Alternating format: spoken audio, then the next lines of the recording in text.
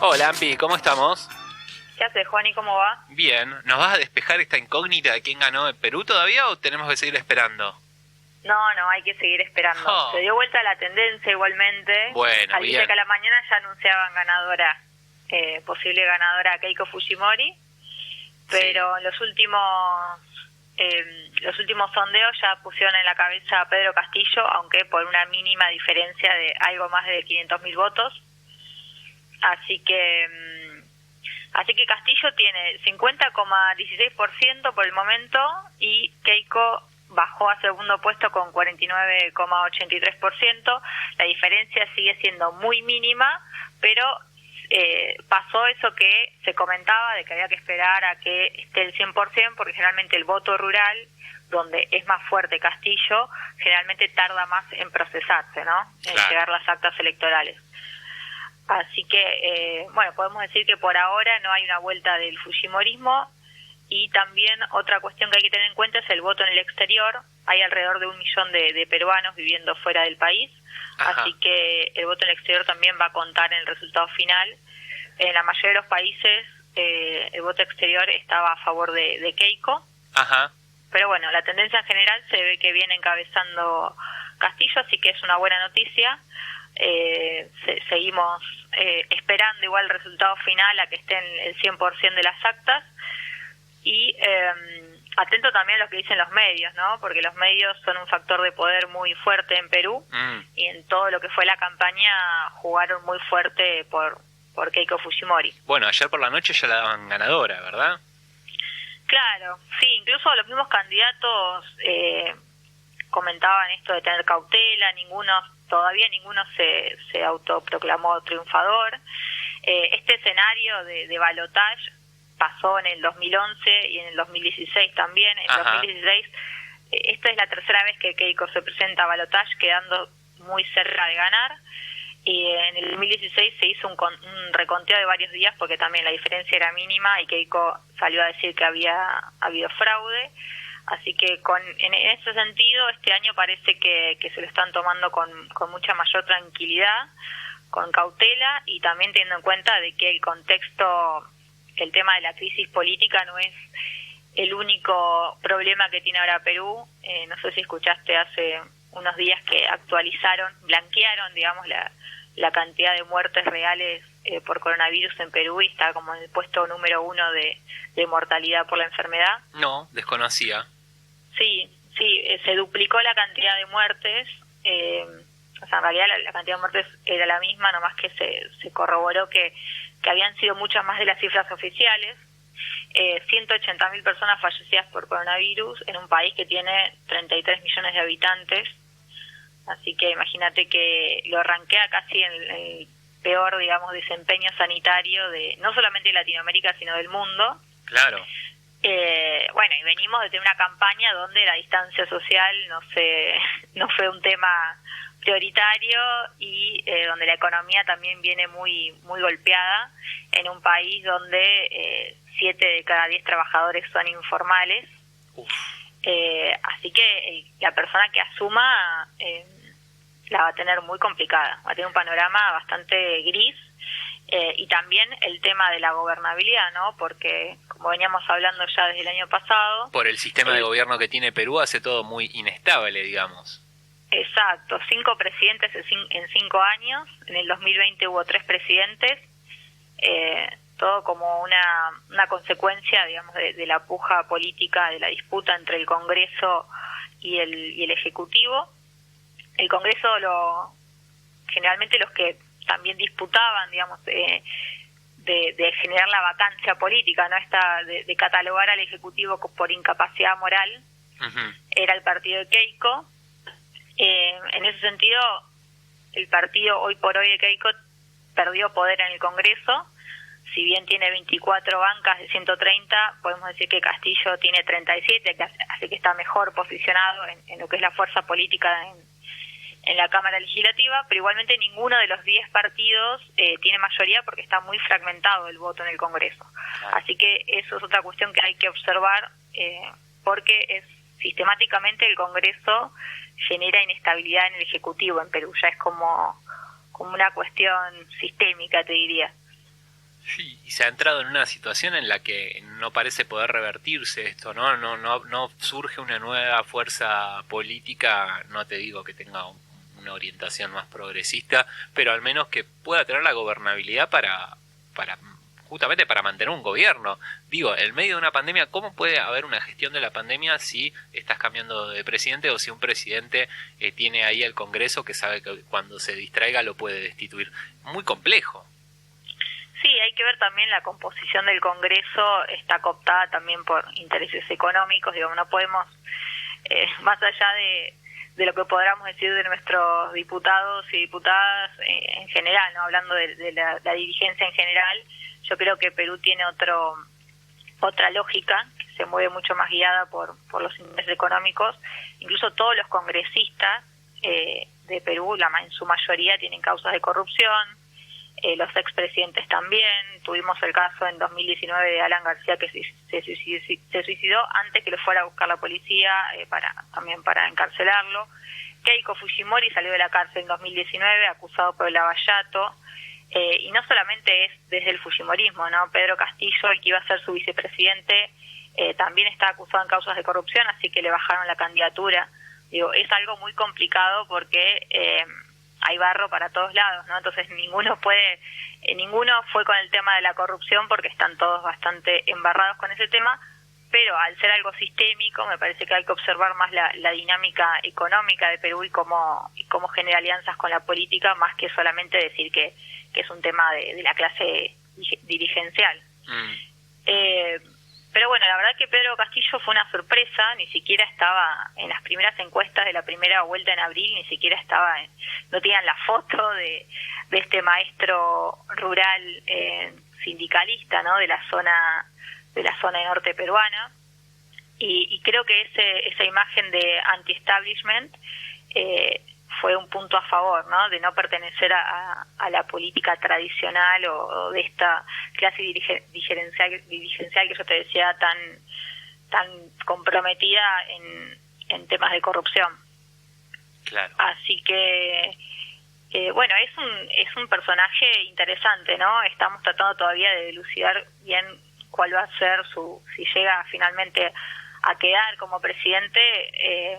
Creo que él mismo está armando también, a último momento estuvo armando su equipo de gobierno, porque forma parte de un partido y demás, pero es un poco reciente en lo que es la política tradicional. Él tuvo mucho protagonismo en lo que fueron las luchas sindicales docentes en Perú, pero del área de la zona rural, ¿no? Entonces, viene a representar los movimientos sociales que no tienen tanta visibilidad en lo que es la política partidaria peruana, que está mucho más centrado en la zona metropolitana de Lima y lo que sucede en Lima. Claro, entonces va a ser interesante también esta renovación y esta aparición de lo rural, de lo indígena en la escena política peruana. Bien. ¿Y qué podemos esperar, no? Si finalmente es Castillo quien es presidente electo. Digo, está la cuestión de la inestabilidad política, va a tener unos primeros años de gobierno bastante complejos, pero pienso en el tablero geopolítico. ¿Qué va a pasar con el Grupo de Lima? Siendo irónico. Bueno, el Grupo de Lima ya está un poco desarticulado. Podemos decir que es el comienzo de su fin. Incluso Estados Unidos, con el cambio también de gobierno, Biden ya está viendo que el tema del Grupo de Lima no va para ningún lado. En Sudamérica también, salvo en Ecuador, cambiaron los Bolsonaro, que era el principal articulador, digamos, el principal hegemón regional, está en caída libre, también con el tema de la aparición, la vuelta de Lula de la escena política brasilera. Y Castillo es una figura que genera mucha expectativa, porque es, como te decía, maestro rural en un país donde el modelo neoliberal estuvo siempre vigente y nunca hubo un recambio, digamos, progresista, ni mucho menos. Hubo mucho crecimiento en Perú con el tema de la minería, muchísimo, pero nunca hubo una distribución. O sea, nunca se distribuyó la riqueza Ajá. Y este modelo también de libre mercado es lo que impactó tan negativamente en el sistema sanitario, que se nota que está muy frágil para ser el primer país del mundo con mayor mortalidad, y también desde el modelo económico. Pero bueno, Castillo tiene el apoyo de Evo, ¿no? Tiene el apoyo también ahora de Pepe Mujica, digamos, representa a los sectores más progresistas de América Latina, pero él tiene un liderazgo más conservador, ¿no? Es conocido esta cuestión de que él es antiaborto, Ajá, no mira. cree en lo que es la diversidad de géneros y esos temas más que le preocupan más por ahí a lo urbano, ¿no? Es distinto, o sea, tiene otra lógica. Muchos lo asemejan a lo que es Evo Morales, ¿no? Un sindicalista de la zona rural con algunas cuestiones, si bien progresistas de lo económico, conservadores desde lo cultural, social, ¿no? Claro. Desde la agenda de géneros. Pero bueno, a último momento Verónica Mendoza, que justamente representa, era la candidata, digamos, del progresismo latinoamericano, la preferida, pero sin mucho arrastre electoral, llamó a votar por Castillo, porque claramente es la única como oportunidad de que haya un cambio real en Perú. Castillo lo que propone es reformar la Constitución del 93, que es la Constitución de Fujimori, y ir por una nacionalización de los recursos mineros de Perú. Así que en ese sentido me parece extremadamente interesante observar cómo va a formar su coalición de gobierno Castillo, digamos, en el Ejecutivo, y sobre todo cómo va a hacer las alianzas en el Congreso, pero tiene factores de poder muy importantes que se va a tener que enfrentar, desde lo mediático, también desde el Congreso, y desde la propia política tradicional del establishment peruano, que suele ser muy racista y muy limacéntrico, digamos. Claro, me imagino. Y Ampi, acá en Argentina, o mejor dicho, desde acá en Argentina y específicamente desde la Casa Rosada, ¿cómo se ha tomado esta elección? ¿Ha habido alguna delegación? Digo, ¿no? Porque tenemos un presidente que se ha mostrado muy activo en la región, que está tratando de tener también aliados. Pensemos que cuando asumió estaba prácticamente aislado, era el único gobierno que no estaba alineado con Estados Unidos. Ahora, bueno, ha cambiado un poco la situación con el cambio de gobierno en Bolivia. Ahora Perú sería un aliento más en ese sentido. ¿Se ha tomado alguna iniciativa desde Argentina, alguna llamada, alguna visita a algún funcionario, este tipo de cosas que suelen pasar en las elecciones? Y mira, habría que preguntarle a Alberto. Primero habría que ver, yo creo que hay mucha cautela de esperar los resultados, en primer lugar, de no adelantarse, de esperar el recuento final y no apostar, digamos, de una a algo que todavía no se sabe cómo va a salir. Obviamente que si finalmente quedara Fujimori, cosa que por ahí ahora estamos viendo que por suerte no va a suceder, sería un retroceso infernal, ¿no? Porque a pesar de esta crisis sistémica que tiene Perú y todo el problema económico y sanitario, nada peor sería que volver a el modelo del padre, que es la continuidad, digamos, del modelo neoliberal, que además, o sea, esta crisis sistémica que tiene Perú también es un poco el legado que deja 10 años de fujimorismo en el poder, ¿no? No es tampoco que sale de un repollo el tema que tienen ahora con los problemas económicos y sociales. Claro. Yo creo que Pedro Castillo sería un aliado en la región, claramente, pero bueno, me parece que hay que esperar primero los resultados finales con cautela y ver también. Yo creo que va a tener un escenario complicado, porque si bien Keiko ya viene de una carrera política con mucho apoyo mediático, mucho apoyo económico, recursos no le faltan para hacer política. Incluso yo te contaba cómo Keiko negociaba con el Ejecutivo para que ella quedara libre, ¿no? Ahora, si bien se hace la víctima de la persecución, ella fue, digamos, en su armado político fue que logró que la liberaran, a pesar de estar procesada por delitos de corrupción en el Lavallato. Claro. Y lo que podemos ver, algo que sí, que está bueno trasladarlo para el futuro y tenerlo presente en futuras elecciones, esta polarización, ¿no? Y cómo se utiliza, cómo se volvió a utilizar en esta campaña desde el fujimorismo el tema de comunismo o democracia, ¿no? Asociando a Pedro Castillo con la masacre que ocurrió en la zona de Brahe. No sé si escuchaste que hubo una masacre y murieron 16 personas.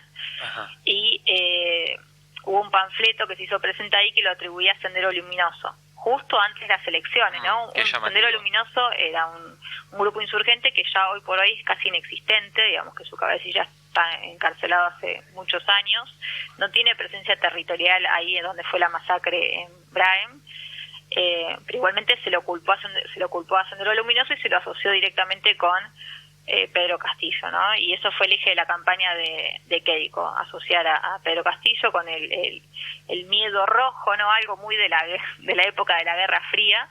Sí. Pero ese discurso no nos tenemos que olvidar que ya sea que gane o pierda tienen casi el 50% de apoyo. Claro. Así que va a tener un frágil, digamos, ya sea que gane Keiko o sea que gane Pedro. O sea, no es lo mismo ganar por un 70% un balotaje que ganarlo por 0,3% de los votos. Entonces la gobernabilidad va a estar ahí colgada de un hilo, más sí, todos los problemas, ¿no? Que ya hablamos.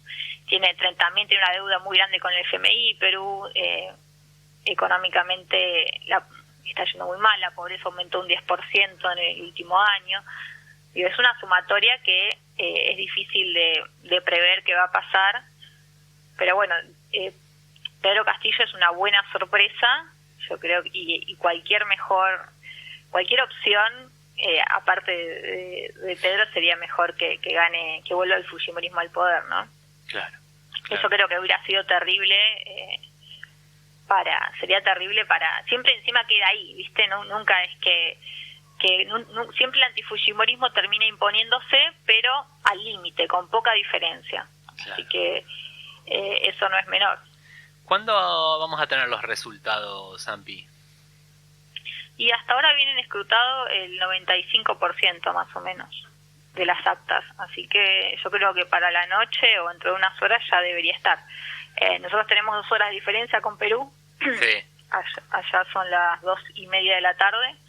Así que tal vez para la tardecita noche de acá, para la noche. Igualmente, cuando hay una diferencia tan mínima, se realiza un recuento final que puede llegar a tardar días, como sucedió en el 2016. Claro. Así que, no el provisorio, sino el definitivo, digamos. El definitivo, sí. Bien. Yo creo que para esta noche ya vamos a saber los resultados. Ojalá que gane Pedro y vamos a ver que a pesar de todos los desafíos que va a tener, sí, yo creo que es una buena iniciativa y es justamente marca el cambio, ¿no? Marca un cambio y en un país tan devastado como Perú, política y económicamente, el cambio siempre va a ser una buena válvula de escape para este descontento social que ya lleva años. Así es. Bueno, estaremos atentos en estas horas que vienen a ver finalmente a quién eligieron las y los peruanas como nuevo presidente o presidenta. Ampi, gracias como cada lunes por tu reporte, por esta columna Miradas al Sur. Un beso, Juaní. Esperemos a ver qué pasa en Perú. Un beso grande y estamos muy atentos. Muchas gracias.